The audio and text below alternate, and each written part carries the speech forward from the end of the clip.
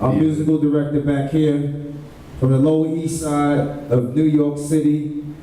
You might have seen him on the Lyricist Lounge TV show. Yeah. Make some noise for my man Baby Power, y'all. Yeah. Baby Power. He's also been in about 50 to 75 hip-hop videos. More than that. Little kid with the big giant afro and all the videos from the 90s. That's Power. 100 plus videos he's been in. Over 100. From the Midwest, Milwaukee, USA. Yeah. Right? This guy right here was signed to Tommy Boy in the early 2000s. Crazy lyricist. This is my man STRICKLIN right here, y'all. What's up, man? How y'all doing? What's good? Say what's up to my homie Luda, Van Luda up at the crib. Yeah. From the Lower East Side of New York City, the same neighborhood. They live about 4 blocks from each other. You also might have seen this guy on the Lyricist Lounge TV show as well. Give it up for my man Punchline, y'all. What up, Punch? Peace, everybody. And over here from Brooklyn, New York City, my borough. We call him the freestyle champion because he can rhyme off the top of the head all night long if he wants to. Give it up for my man WORDSWORTH, y'all. Wordsworth. I'm from Brooklyn, New York as well.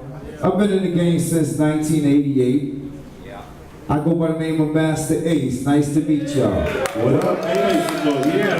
What up, Ace? This is Jeff with Shout Out Minnesota, and we are here with eMC, Wordsworth, freezing out here in Minnesota. What up? Boy STRICKLIN all the way from Milwaukee, USA. MASTA Ace, Brooklyn, New York, eMC Crew. What up, Punchline right here, eMC, Lower East Side. All right, man. Welcome to Minnesota. Obviously, we got a show tonight to do. Looking forward to that. Ace, want to talk a little bit about your background, your history, because you go back a little ways. Can you give us a little insight on how you got into rapping and how you started out? I started out in my neighborhood, Brooklyn, New York, somewhere around 12 years old, just rapping around my neighborhood, and I went to high school and got a couple of talent shows, battles and stuff like that in high school. Hip hop was just kind of the thing to do growing up, and just talking about the late 70s pretty much, and early 80s. And so I got my real break when I went to be in a rapper contest in Queens, New York, at this place called United States of America.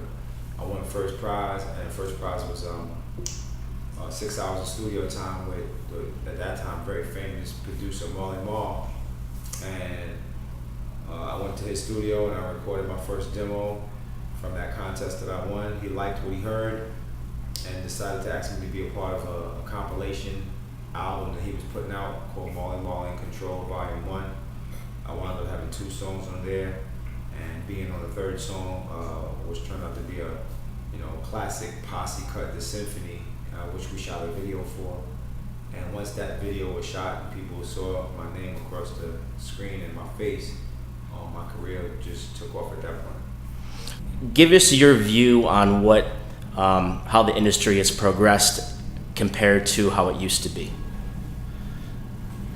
Well, there's a lot more money being made from music compared to, say, back in like the early 90s, late 80s, early 90s. It's a much bigger business. There's a lot bigger machines behind certain artists. Certain artists get this big, huge push. The radio is very different.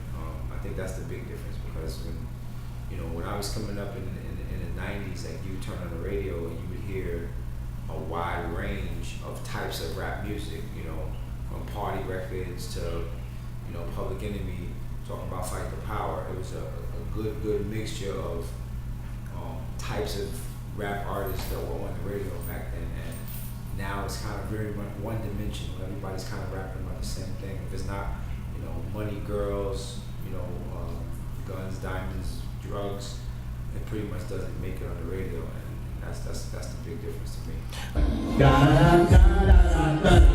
Verify.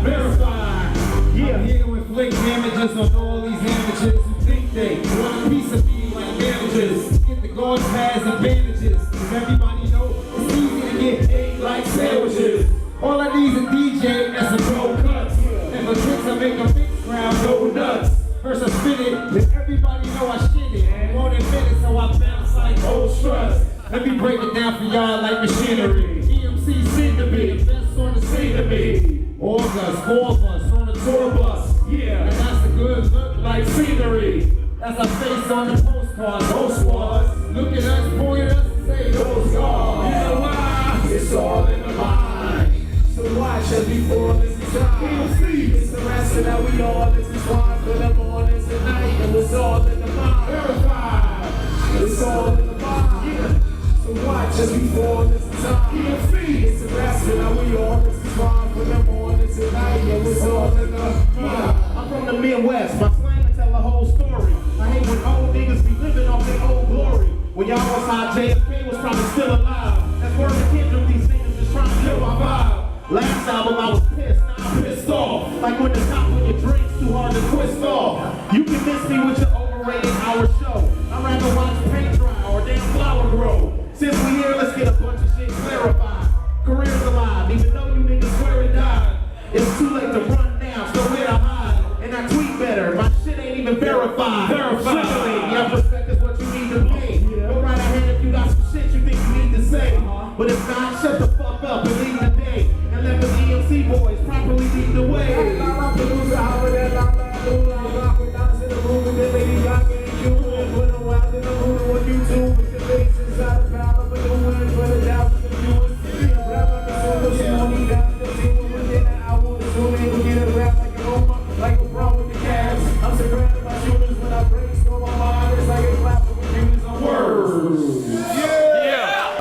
The digital age, we're at a point where a kid in his basement that has a laptop and a couple of just really not very expensive pieces of equipment can actually make an entire album in his basement on his laptop. And when they see some of the rappers that are successful out there on the radio, and they see some of the kind of watered down lyrical content, it makes them feel like, hey, if that dude can do it, I can do it, you know. And so, you know, the digital age has really just made the ability to make music a lot more accessible. When I was coming up, you had to go to a big studio. It was very expensive, and if you didn't have money behind you, you couldn't even really get stuff recorded the proper way. And digital age has kind of killed all that. Okay, now we're coming to eMC. You guys come together. Tell us a little bit about how you guys got your start and came together. Well, back in 2000,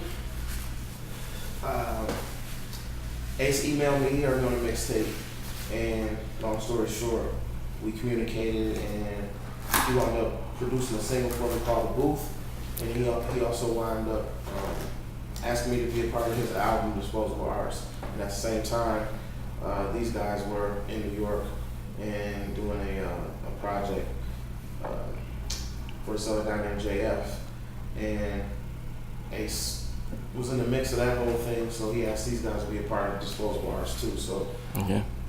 Punch and Words had, I believe, 2 songs on the album. I had 2 songs with Ace on the album, so we toured.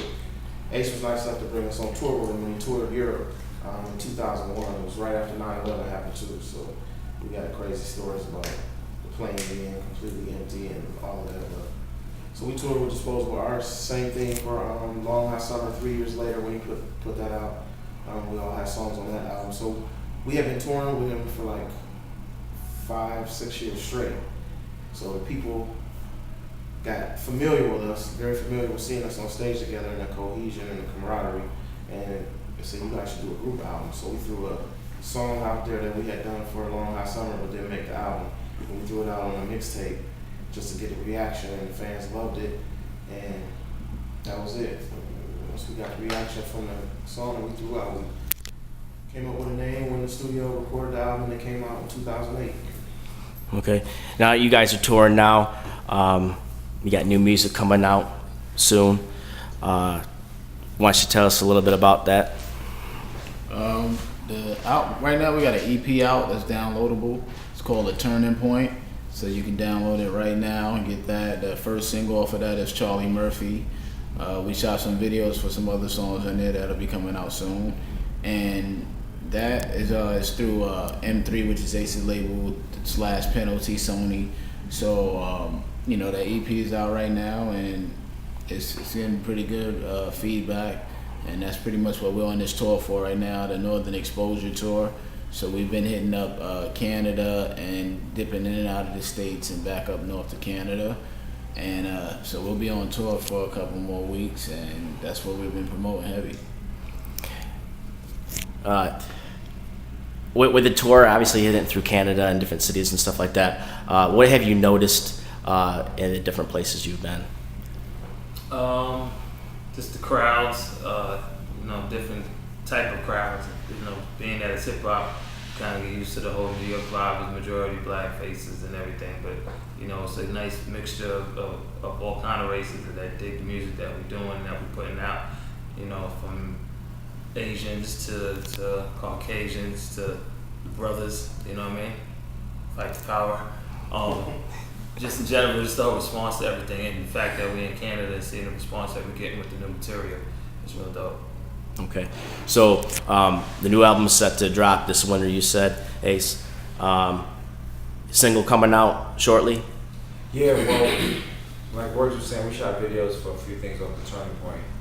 So the EP will kind of fill the gap between now and the album coming out. But we are going to be putting out a leaked single pretty soon.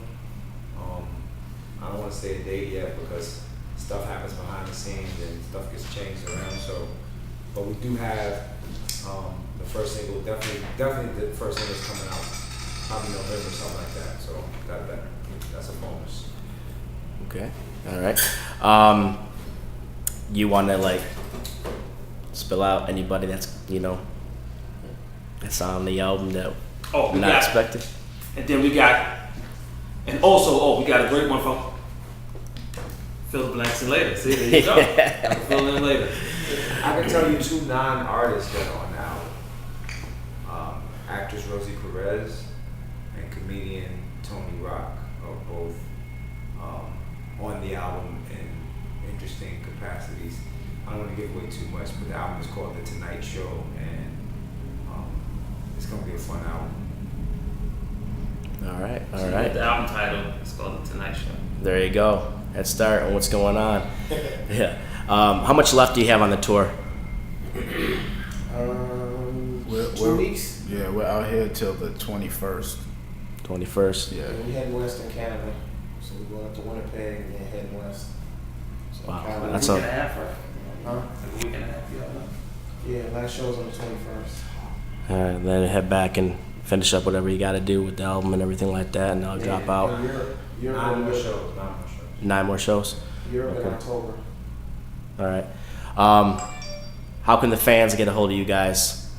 Well, you can hit me on Twitter, punchline_EMC. And my Twitter is @MastaAce, MASTAACE. My Instagram is MastaAcePics. Okay. Twitter is @Mr. Strickland _EMC, and then my Instagram is just @Mr. Strickland. And mine's on Twitter is @WORDSWORTH _EMC. Instagram is WORDSWORTH BKLYN. And then also I'm on Facebook, just Wordsworth, Wordwide, and you can hit me up on there and talk smack, chill, talk, whatever. And the group's page? Oh yeah, and you can't forget the EMC Instagram is @the EMC Crew, Twitter is @EMC Crew, and then they got that page that you can go hit like on there is the EMC fan page, and then on there as well you can holler at us for t-shirts, merchandise and stuff, and everything else in the world. And there you go, Minnesota. Now you're on point. All right. Finish up here. We're gonna close it down, but let's give you guys a chance to say whatever you want to the fans of Minnesota. Just want to say sorry about Kevin Love. Peace, Ricky Rubio. Punchline right here. Masta Ace, man, first time in this market. Looking forward to coming back and doing it even bigger and better the next time we hit Minneapolis. and stay tuned for that album. Once that drops, we'll be coming back and tearing it down. All right. Just want to say happy to be here. You guys got our leftovers, Greg Jennings. I'm a Packers fan, so y'all can have dude. But good luck to y'all season. You will need it. I just want to say shout out Minnesota. We out.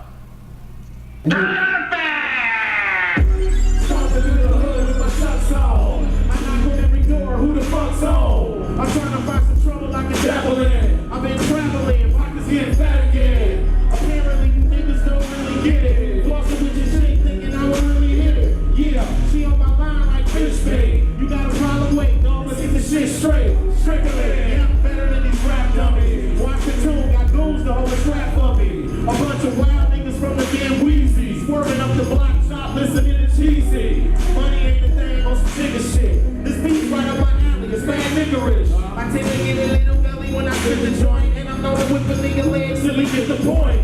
The eMC boys in the booth again. We back in the building, yeah, we moving in. Yeah, and we ain't leaving to the game lovers. Punch words, 8 string, yeah, the same brothers. Guess who's back for the spell again? Bringing the hell again. What the yelling is?